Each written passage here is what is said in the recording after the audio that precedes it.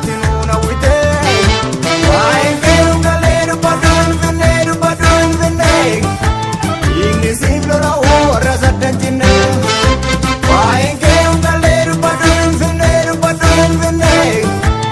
inni maan Oromoo warra saddan cinne walmattoota akka harkaa miila hite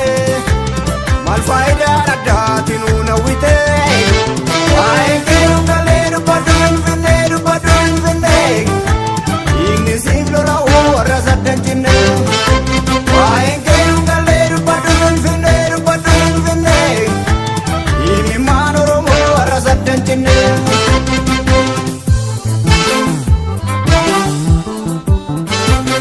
Imaan dubbii himee walli abbaaf lafaa dhagaye waan siimu namni mana tokko gamtaadhaan ijaaru bitaa waliin saamu ati isa kuffisee inni san kuffisee yoo lafaa wal geessan biyya keenya irratti gabrummaan daraaree bilisummaan eessan saaqi saaqaa saaqi saaqaa saaqi saaqi saaqaa saaqi saaqaa saaqi.